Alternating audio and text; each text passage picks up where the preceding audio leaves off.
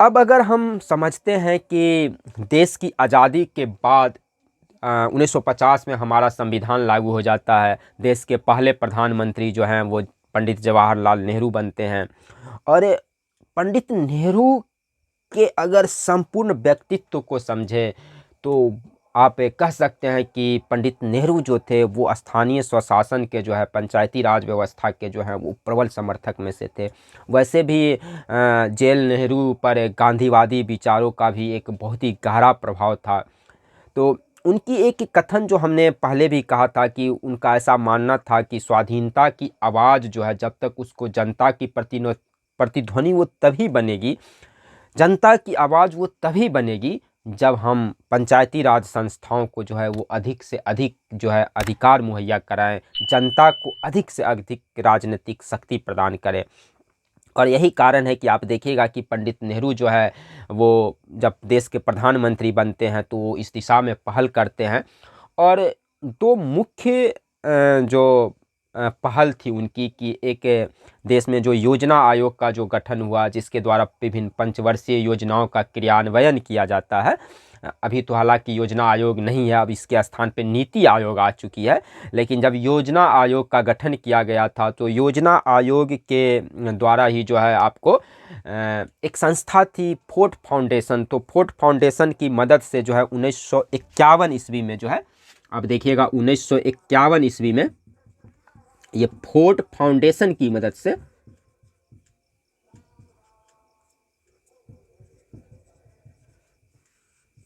देश के 55 विकास खंडों में जो है, देश के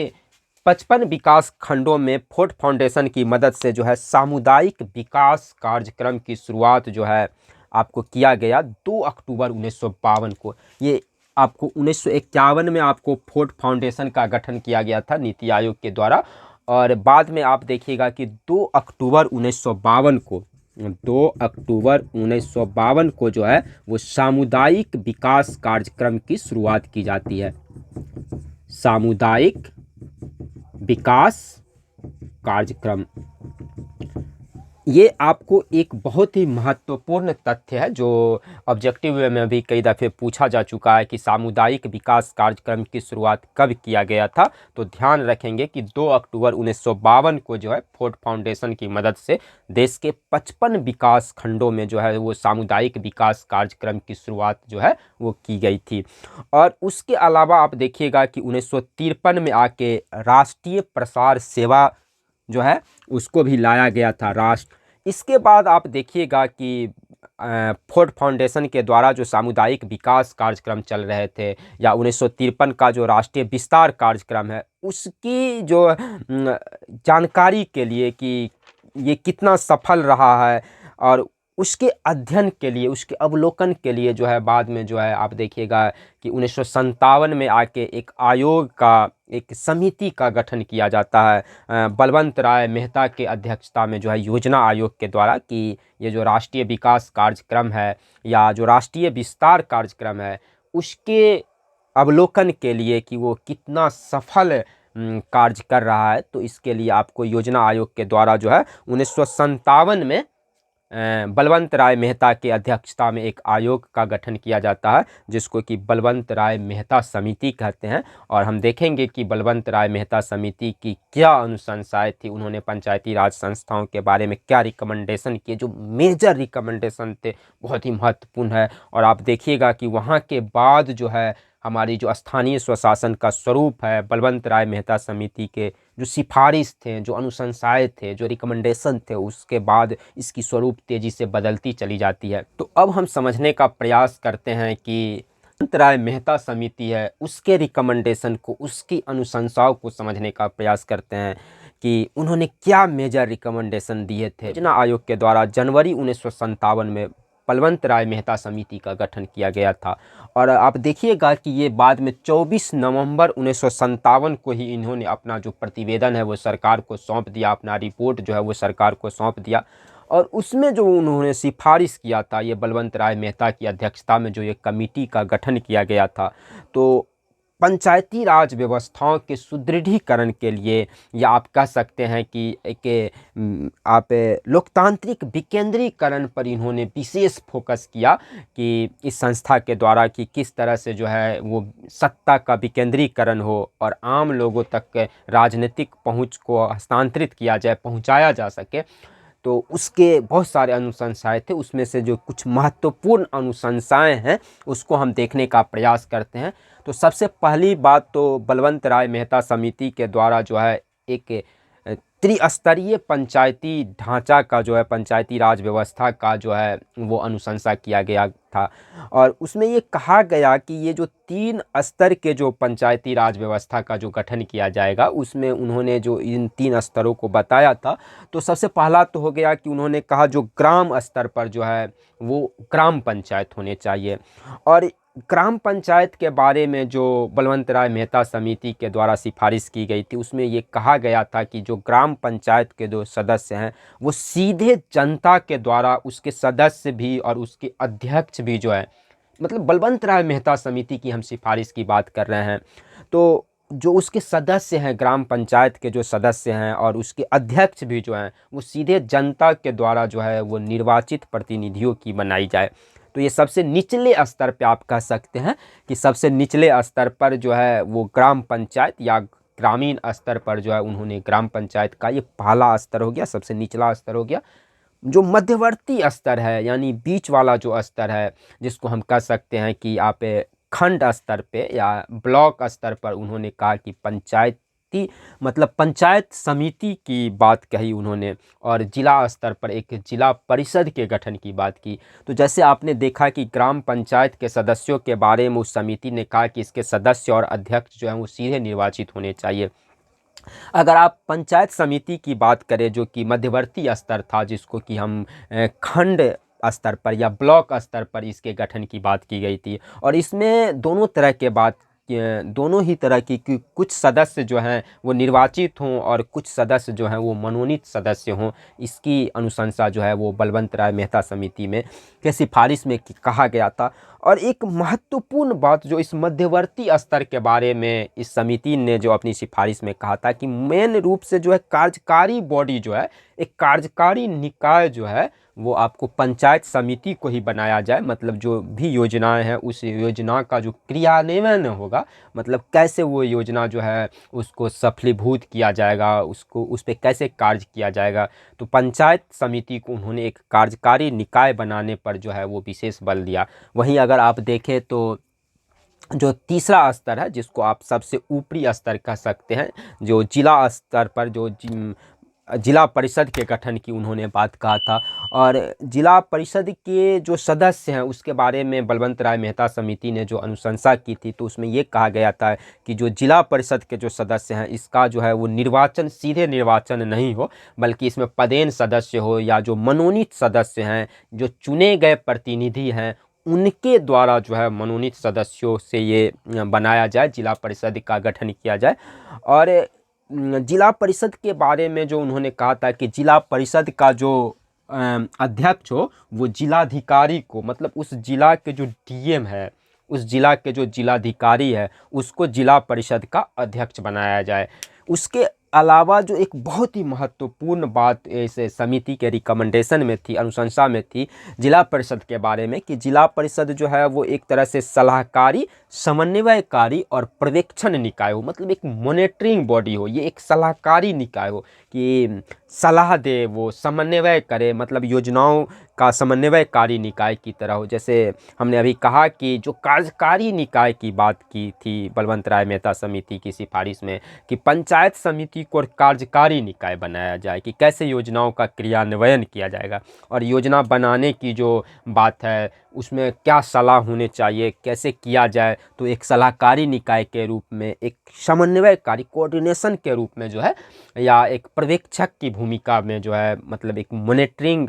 निकाय के रूप में जो है जिला परिषद के गठन की बात बलवंत राय मेहता समिति में की गई थी। इसके अलावा बलवंत राय मेहता समिति की जो सिफारिश थी उसमें ये कहा गया कि इसमें ये जो त्रिस्तरीय ढांचा का जो निर्माण किया जाए पंचायती व्यवस्था के अंतर्गत, तो उसमें सरकार का न्यूनतम हस्तक्षेप हो। मतलब ऐसा नहीं हो कि सरकार ही वो सारे कार्य जो है जैसे राज्य सरकार जो है वही कर रही है, ये नहीं होना चाहिए। सरकार का हस्तक्षेप एकदम न्यूनतम होना चाहिए। और अगर आप बलवंत राय मेहता समिति के सिफारिशों के शब्दों में समझें हम, तो उन्होंने सरकार के लिए कहा कि ये मार्गदर्शन, निरीक्षण और उच्च स्तर पर जो है वो योजना निर्माण तक जो है वो सरकार को सीमित रहने को कहा कि पंचायती राज व्यवस्था के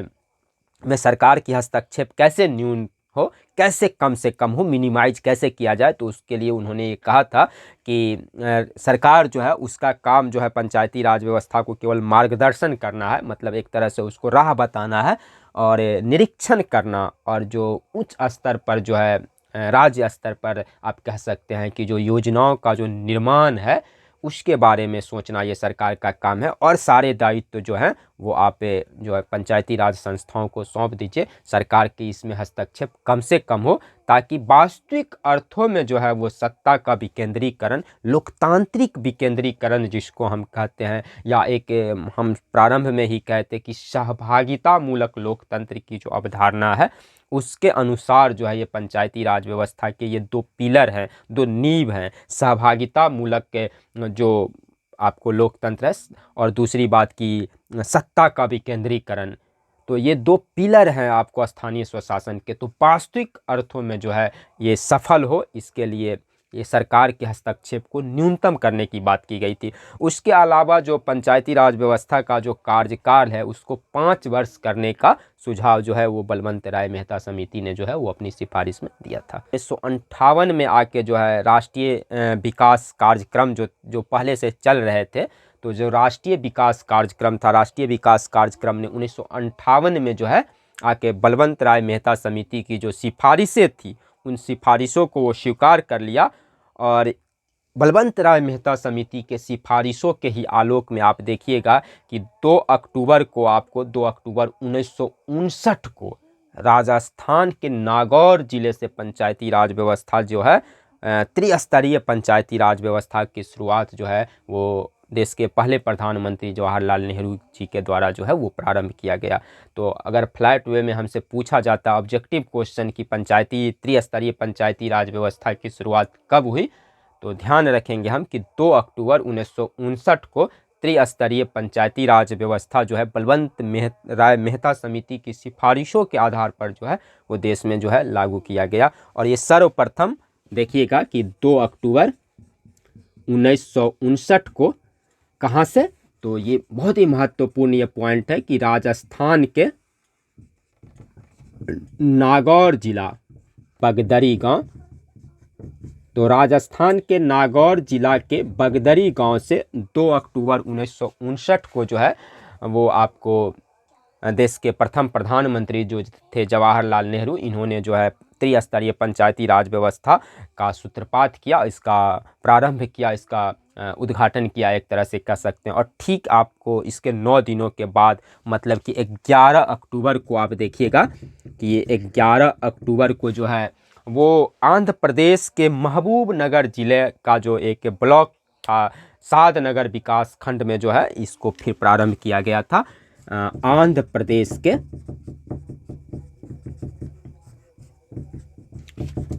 महबूब नगर जिले के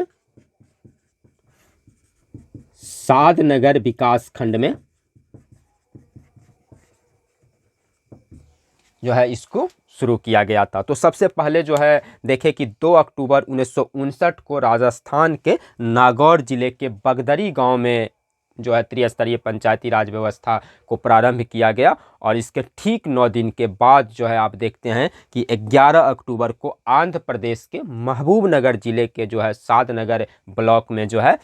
ये त्रिस्तरीय पंचायती राज व्यवस्था की शुरुआत की गई। याद कीजिए कि 2 अक्टूबर को ही 1952 में जो है वो राष्ट्रीय विकास कार्यक्रम की शुरुआत जवाहरलाल नेहरू जी के द्वारा किया गया था और 2 अक्टूबर 1959 को राजस्थान के नागौर जिले के बगदरी गांव से जो है आपको त्रिस्तरीय पंचायती राज व्यवस्था की शुरुआत की जाती है। तो इस तरह से आपने देखा कि देश में किस तरह से बलवंत राय मेहता समिति के सिफारिशों के आधार पर जो है वो त्रिस्तरीय पंचायती राज व्यवस्था के ढांचा का जो निर्माण जो है वो हो जाता है। बाद में आप देखिएगा कि ये 1959 में ये प्रारंभ होती है और बाद की स्थितियों को अगर देखें तो फिर चीन के साथ युद्ध जो होती है, पाकिस्तान के साथ युद्ध, तो विभिन्न सारी जो है अन्य जो मसले हैं, अन्य जो मुद्दे हैं वो देश में जो है वो काफ़ी ज्वलंत मुद्दे आ गए थे, जिसके कारण जो है आप देखिएगा कि उस दौरान जो है वो पंचायती राज संस्थाओं का उतना विकास नहीं हो पाता है जिस तेज़ी से इसका विकास होना चाहिए था। एक तरह से आप समझिएगा तो स्थानीय स्वशासन जो है, पंचायती राज व्यवस्थाओं का विकास जो है वो अवरुद्ध होने लगा था या बहुत ही धीमा हो गया था। हालांकि उसके कई सारे अपने कारण भी थे और बाद में देखिएगा कि देश में जो है आपातकाल लागू हो जाते हैं। जून के महीने में जो है 1975 में जो है इंदिरा गांधी जी के कार्यकाल में आपातकाल की घोषणा की जाती है और आपातकाल के बाद का जो परिदृश्य होता है तो देश की में जो है वो एक तरह से राजनीतिक बदलाव होती है। पहली बार जो है केंद्र में गैर कांग्रेसी सरकार का गठन होता है, जनता पार्टी के नेतृत्व में जो है नई सरकार का गठन होता है और फिर जब नई सरकार का गठन होता है तो फिर नई सरकार में जो प्रधानमंत्री होते हैं मोरारजी देसाई, तो उनके द्वारा जो है पंचायती राज संस्थाओं को पुनर्जीवित करने के फिर प्रयास किए जाते हैं। तत्कालीन रूपरेखा जो थी उस समय की उसके एक अवलोकन करने के लिए जो है एक शोध करने के लिए जो है बाद में एक समिति का गठन किया गया, अशोक मेहता समिति का गठन किया गया 1977 ईस्वी में। तो अब हम लोग देखने का प्रयास करेंगे कि अशोक मेहता समिति ने जो है जिसका गठन 1977 में जनता पार्टी सरकार में किया गया था, तो उनके क्या अनुशंसाएं थे और भी कई सारी समितियां हैं जिनकी अनुशंसाओं को हम लोग पढ़ेंगे। अशोक मेहता समिति ने जो सिफारिशें, उनकी जो अनुशंसाएं थी, अगर आप देखिएगा तो बहुत सारे अनुशंसा थी, कुल 132 अनुशंसाएं की थी अशोक मेहता समिति ने। और आपको मालूम होगा कि दिसंबर 1977 में जो है अशोक मेहता समिति का गठन किया गया था जनता पार्टी के समय में और के जब सरकार में आई थी, और अगस्त 1978 में जो है अशोक मेहता समिति ने जो है अपने प्रतिवेदन सरकार को सौंप दिए, मतलब अपने रिपोर्ट सरकार को सौंप दिए। हालांकि आप बाद में देखिएगा कि जनता पार्टी के नेतृत्व में जो सरकार का गठन किया गया था तो वो सरकार जो है बाद में फिर प्रधानमंत्री भी बदल जाते हैं, वो सरकार जो है वो अपने कार्यकाल को पूरा नहीं कर पाता है, तो लोकसभा भंग कर दी जाती है और बाद में जब चुनाव होते हैं तो पुनः कांग्रेस की केंद्र में वापसी हो जाती है और जो अशोक मेहता समिति की जो सिफारिशें थी उसको अमल में नहीं लाया जा सका। लेकिन ये समझना बहुत ज़रूरी है कि अशोक मेहता समिति के द्वारा जो है वो पंचायती राज व्यवस्था के अंदर जो है वो किस तरह के अनुशंसा की गए थे, उनके क्या रिकमेंडेशन थे। अशोक मेहता समिति के जो कुछ बहुत ही मेजर रिकमेंडेशन थे, बहुत ही महत्वपूर्ण अनुशंसाएं थी, जो बाद के जो पंचायती राज व्यवस्था के संदर्भ में जो बाद के जो आयोग बनते हैं उन्होंने अशोक मेहता समिति के जो सिफारिशें थी, जो अनुशंसाएं थी, उनमें से बहुत सारी अनुशंसाओं को जो है बाद में जो है वो अमल में लाने की बात कही जाती है। सबसे जो पहली बात तो ये हो गई कि जो अशोक मेहता समिति में जो मुख्य सिफारिश थी कि उन्होंने द्विस्तरीय पंचायती राज व्यवस्था के गठन की बात की। इससे पहले आपने देखा था कि बलवंत राय मेहता समिति की सिफारिश जो थी वो त्रिस्तरीय पंचायती राज व्यवस्था की थी, लेकिन अशोक मेहता समिति ने जो थे वो द्विस्तरीय पंचायती राज व्यवस्था के गठन की बात की थी, जिसमें एक आपको निचले स्तर पे अगर देखें तो मंडल स्तर पर, मंडल कहते हैं हम लोग जिसको मंडल स्तर या खंड स्तर कहते हैं या ब्लॉक लेवल कह सकते हैं आप, तो ब्लॉक लेवल पर जो है वो मंडल पंचायत जो एक निचला स्तर आप कह सकते हैं, और जिला स्तर पर जो है वो जिला परिषद के गठन की बात जो है वो अशोक मेहता समिति में कही गई थी। तो मतलब एक पहला जो महत्वपूर्ण बिंदु है कि द्विस्तरीय पंचायती राज व्यवस्था की जो अनुशंसा थी वो अशोक मेहता समिति के द्वारा की गई थी। और जो उनकी जो एक मेजर रिकमेंडेशन थी उसमें सर्वाधिक महत्वपूर्ण जो बिंदु आप कह सकते हैं कि अशोक मेहता समिति में पहली बार जो है पंचायती राज संस्थाओं को जो है वो संवैधानिक दर्जा जो है वो देने की बात कही गई थी। जो आप बाद में देखते हैं कि जो 73वां संविधान संशोधन होता है हमारे देश में और पंचायती राज संस्थाओं को संवैधानिक दर्जा दिया गया, संविधान में एक नए भाग जोड़े गए, बहुत सारी तब्दीलियां की गई जिस पे हम आगे चर्चा करेंगे। लेकिन फ़िलहाल यहाँ पे ध्यान रखने का प्रयास करते हैं कि पंचायती राज संस्थाओं को जो है वो संवैधानिक दर्जा देने की बात जो है सर्वप्रथम अशोक मेहता समिति में ही की गई थी।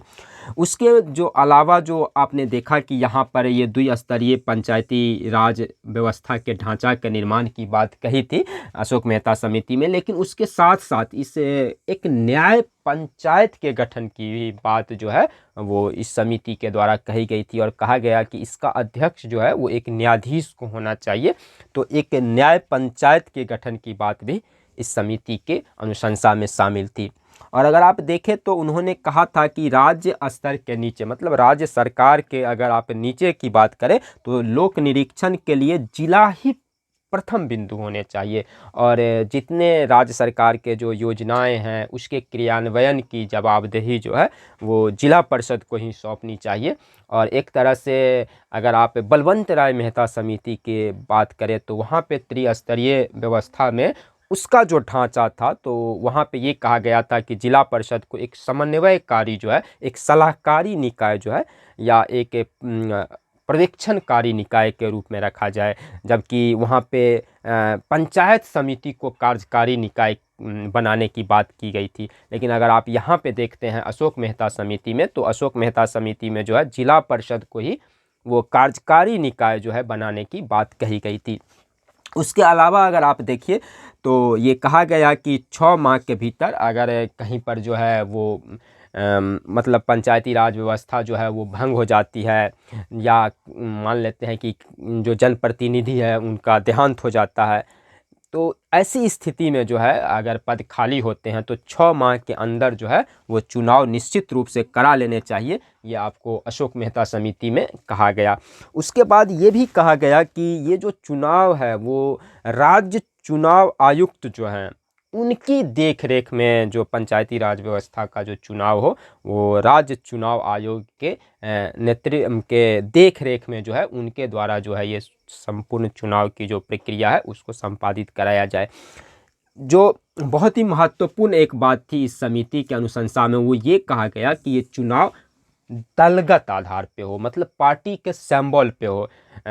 जबकि आप देखिए बलवंत राय मेहता समिति में इस तरह की सिफारिश नहीं की गई थी। बलवंत राय मेहता समिति में 5 वर्ष के कार्यकाल की बात की गई थी पर अशोक मेहता समिति जो थी उन्होंने कहा कि इनका कार्यकाल जो होना चाहिए वो 4 वर्ष का होना चाहिए, दलीय आधार पर चुनाव होने चाहिए। तो ये एक महत्वपूर्ण पॉइंट है, इसको आप लोग ध्यान रखने का प्रयास करेंगे। और ख़ास करके जो ऑब्जेक्टिव बेस्ड एग्जामिनेशन होते हैं तो इस समिति की सिफारिशों से हमेशा अशोक मेहता समिति की सिफारिशों से प्रायः आपको क्वेश्चन बनते हैं और वो पूछे जाते हैं, इसलिए इसको ध्यान रखने का प्रयास करेंगे। उसके अलावा उन्होंने कहा था कि SC ST जो है यानी अनुसूचित जाति और अनुसूचित जनजाति को जो है वो जनसंख्या के आधार पर जो है पंचायती राज संस्थाओं में जो है उचित प्रतिनिधित्व जो है मिलना चाहिए। तो इसकी भी बात की थी उन्होंने। मतलब आप यहाँ पे देखते हैं कि एक तरह से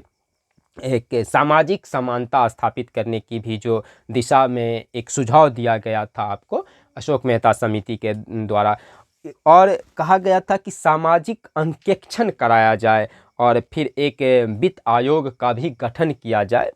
जो पंचायती राज व्यवस्थाओं के जो ढांचा है उसके लिए एक वित्त आयोग के गठन की बात भी की गई थी सर्वप्रथम अशोक मेहता समिति के सिफारिश में ही। तो ये सब कुछ महत्वपूर्ण बातें थी अशोक मेहता समिति में। हालांकि पहले भी दोहरा चुके हैं कि इस समिति की सिफारिश जो है वो लागू नहीं की जा सकी क्योंकि सरकार जो है वो जनता पार्टी की सरकार समय से पहले गिर जाती है और बाद में कांग्रेस की वापसी होती है, फिर नए तरह से इस पर जो है पंचायती राज व्यवस्था पे है जो है वो फिर नई समितियां का गठन किया जाता है, नए आयोग के गठन किए जाते हैं। तो दोस्तों अब हम देखते हैं कि अशोक मेहता समिति के बाद जो है जो महत्वपूर्ण समिति पंचायती राज व्यवस्था के संदर्भ में जो है, जिसमें एक JV राव समिति 1985, आप समझ सकते हैं कि ये राजीव गांधी जी के समय में जो है वो JV समिति और LM सिंघवी समिति जो 1986 में जो गठित की गई थी, उस समय देश के प्रधानमंत्री जो थे वो राजीव गांधी थे। और ऐसा माना जाता है कि राजीव गांधी जो थे वो पंचायती राज व्यवस्था के सुदृढ़ीकरण के लिए जो है उसको बेहतर बनाने के लिए जो है वो काफ़ी अधिक प्रयास किए थे। और इसी प्रयास का ये एक प्रतिफल था कि उन्होंने 1985 में जो है वो JV राव समिति का जो है गठन किया था। और JV राव समिति, जिसको कि हम कार्ड समिति के भी नाम से जानते हैं, ये एक महत्वपूर्ण क्वेश्चन है जो विभिन्न परीक्षाओं में जो है वो पूछे गए हैं प्रीवियस ईयर के। अगर क्वेश्चन को आप देखे होंगे तो पूछा जाता है कि कार्ड समिति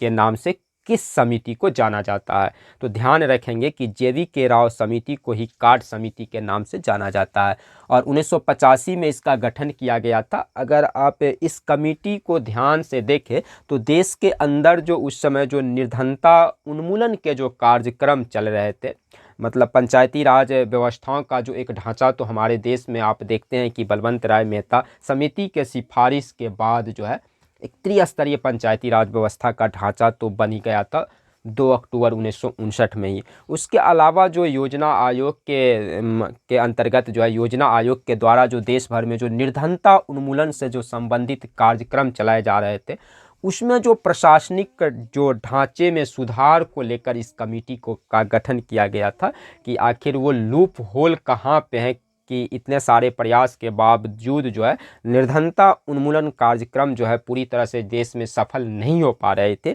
और उसी के को मद्देनज़र रखते हुए इस JV राव समिति का गठन किया गया था। और ये जो JV राव समिति है या कार्ड समिति है, इनकी अनुशंसाओं को अगर देखिएगा तो बहुत ही महत्वपूर्ण कुछ अनुशंसाएं थी और कुछ कड़वी हकीकत को बयां किया गया था इस समिति के द्वारा कि क्यों आखिरकार जो है देश के अंदर जो है निर्धनता उन्मूलन कार्यक्रम सफल नहीं हो पा रहे या पंचायती राज व्यवस्था जो है वो बेहतर ढंग से कार्य नहीं कर पा रहे हैं। उसके लिए इन्होंने जो है मुख्य रूप से जो है वो कहा कि हमारे देश के अंदर जो है वो दफ्तरशाही जो है, जो नौकरशाही जो है, वो काफ़ी इतना ज़्यादा प्रभावशाली है कि जो पंचायती राज व्यवस्था है वो बेहतर ढंग से कार्य नहीं कर पा रही है। और ये पूरी ढांचा जो है एक तरह से जो है ये दफ्तरशाही का, नौकरशाही का जो है वो शिकार हो चुका है, ये फाइलों में सिमट के रह गए हैं। और उन्होंने एक बहुत कड़ा शब्द कहा था पंचायती राज संस्थाओं के लिए, उन्होंने इसे बिना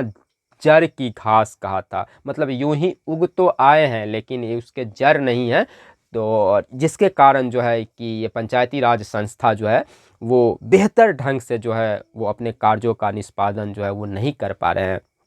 तो पंचायती राज संस्थाओं को बिना जड़ का घास जो है वो कार्ड समिति के द्वारा ही कहा गया था। ये भी एक महत्वपूर्ण क्वेश्चन है और इसके लिए मुख्य रूप से वो जिम्मेवार बताया था इसे मतलब JV राव समिति की अनुशंसा में दफ्तरशाही को और नौकरशाही को। उसके बाद आइए कि इस समिति की जो अनुशंसा थी उसमें जो ये कहा गया कि जो योजना आयोग के जो केंद्रीयकरण की जो प्रवृत्ति है, मतलब सेंट्रलाइजेशन की जो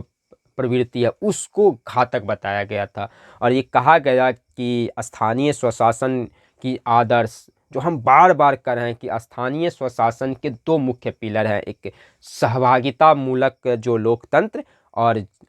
क्या है विकेंद्रीकृत लोकतंत्र। तो इस समिति की सिफारिश में जो है वो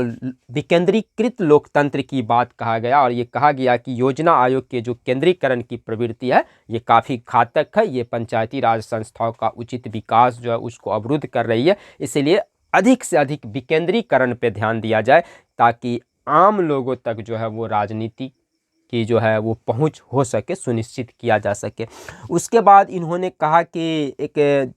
बहुत ही मेजर रिकमेंडेशन है इस समिति का कि इससे पहले जो हम देखते हैं कि जिला परिषद की जो बात की गई थी तो उसमें जिलाधिकारी को, जैसे बलवंत राय मेहता समिति में उसके अध्यक्ष जिलाधिकारी को बनाने की बात की गई थी,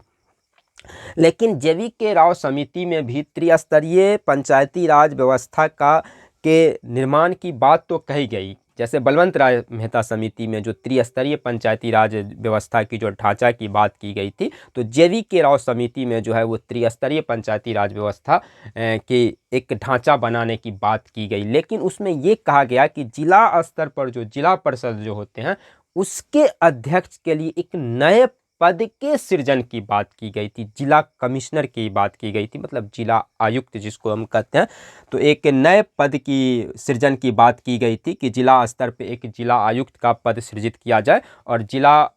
परिषद के प्रभारी जो हैं वो जिला आयुक्त को ही बनाया जाए। उसके बाद इन्होंने कहा था कि जो दलीय आधार पर जो चुनाव का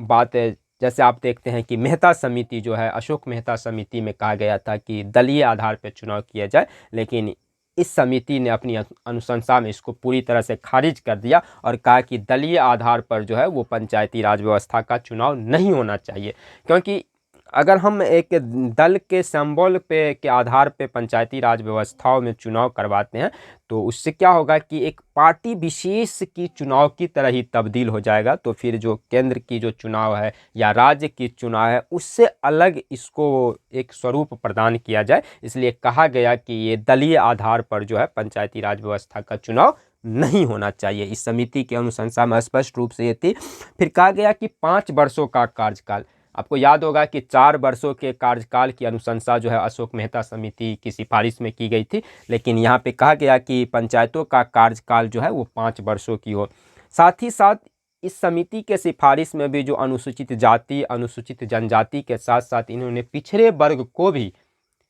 मतलब जनसंख्या के आधार पर जो है पंचायती राज व्यवस्था में जो है उचित प्रतिनिधित्व की जो अनुशंसा है वो JV.K. राव समिति में किया गया था। उसके बाद ये कहा गया था कि चूँकि पंचायती राज संस्थाओं के पास जो है वो करारोपण का अधिकार नहीं है, वित्तीय रूप से उनकी स्थिति सही नहीं है, तो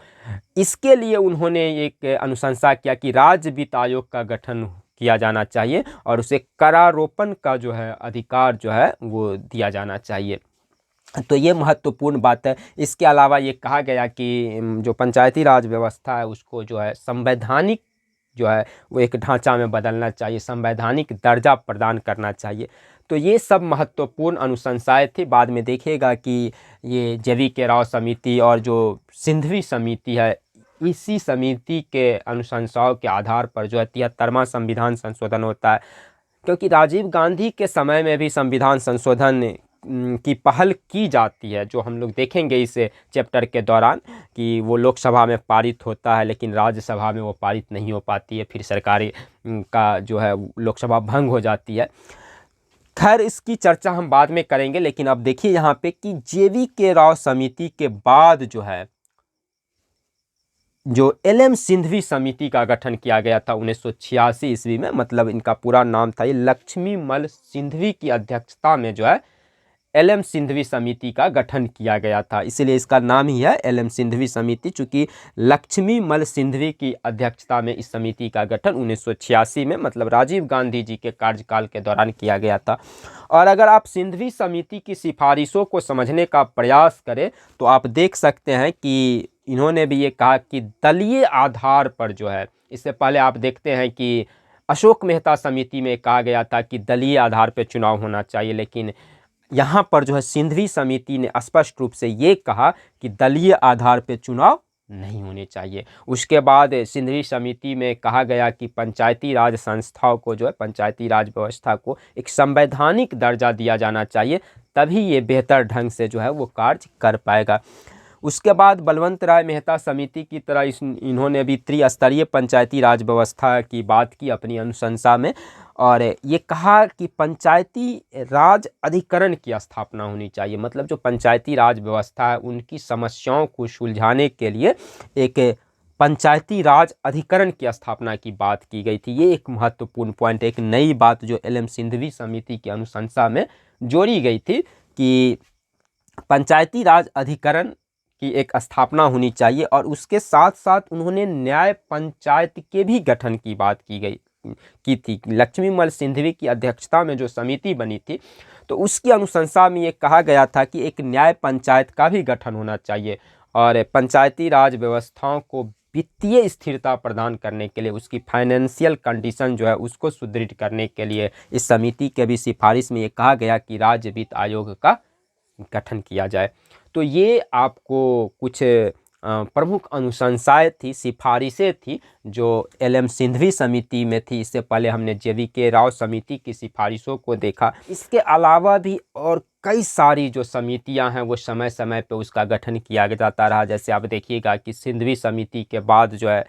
86 में एल.एम. सिंघवी समिति का गठन किया गया। फिर 1988 में जो है वो थुंगन समिति का गठन किया जाता है और 1988 में ही एक थुंगन उप समिति का भी गठन किया जाता है। फिर आप देखिएगा कि कांग्रेस के भीतर जो है वो पंचायती राज संस्थाओं के संवैधानिकता के मुद्दे पर जो है एक गाडगिल समिति का भी गठन किया गया था। हालांकि ये समिति कांग्रेस की के भीतर इस समिति का गठन किया गया था। और उसके बाद जो है आप देखिएगा कि हमारे देश में जो है वो पंचायती राज संस्थाओं को जो है संवैधानिक दर्जा देने की जो बात है वो जोर पकड़ती है और राजीव गांधी जी के कार्यकाल में इसकी एक पहल जो है वो शुरुआत की जाती है। तो कई सारी समितियां थी और जो मतलब विभिन्न जो प्रतियोगिता परीक्षाएं हैं, खास करके जो पीटी बेस्ड एग्जामिनेशन जो है या जिस ऑब्जेक्टिव बेस्ड जो एग्जामिनेशन है वहाँ पर बहुत सारे ऐसे समितियाँ पूछे जा सकते हैं। तो इसे ध्यान रखना ज़रूरी है। जो आपके सामने आपने बलवंत राय मेहता समिति को देखा 1957 में। इसके अलावा एक संथानम समिति भी थी 1962 में। सादिक अली समिति, इसका गठन 1964 में किया गया था। आपने इस समिति के बारे में पढ़ा ही। अशोक मेहता समिति 1977 में जनता पार्टी की सरकार के समय। फिर जे.वी.के. राव समिति, एल.एम. सिंघवी समिति, ये 1985 में और 1986 में जो राजीव गांधी जी के कार्यकाल में इस समिति का गठन किया गया। बाद में आप देखिएगा कि 1988 में जो है वो थुंगन समिति का गठन किया गया और 1988 में ही हमने बताया कि कांग्रेस के भीतर एक गाडगिल समिति का गठन किया गया था। और बाद में आप देखिएगा कि थुंगन समिति या एल.एम. सिंघवी समिति के सिफारिशों के आधार पर जो है वो राजीव गांधी जी के कार्यकाल में जो है वो पंचायती राज व्यवस्था को संवैधानिक दर्जा देने की पहल की शुरुआत की जाती है। हालांकि ये पूरा नहीं हो पाता उस समय और बाद में जो नरसिम्हा राव जी के समय में जो है 73वां संविधान संशोधन के जरिए पंचायती राज संस्थाओं को संवैधानिक दर्जा देने का कार्य पूरा किया जाता है। लेकिन इन तमाम बातों के पर हम चर्चा जो है वो अगले क्लास में, अगले सत्र में करेंगे। फिलहाल जो है आज के इस क्लास को, आज के इस सत्र को यहीं पे समाप्त करते हैं और मिलते हैं जब आपको हम बताएंगे कि किस तरह से पंचायती राज व्यवस्था को एक संवैधानिक दर्जा दिया गया और जो त्रिस्तरीय व्यवस्था है क्या उसमें चेंजिंग किए गए, संविधान में कौन से संशोधन किए गए और ये विभिन्न जो ढांचा है, त्रिस्तरीय ढांचा जो है उसके हम हर एक आयाम को हम विस्तृत रूप में जो हम पढ़ने का जो है उसको जानने का प्रयास करेंगे। तो फिलहाल के लिए आज के इस क्लास को यहीं पे समाप्त करते हैं। मिलते हैं फिर नेक्स्ट क्लास में जहाँ पे हम पंचायती राज व्यवस्था के संवैधानिक दर्जा से इस क्लास को शुरुआत करेंगे। फिलहाल आज के लिए विदा लेते हैं। धन्यवाद।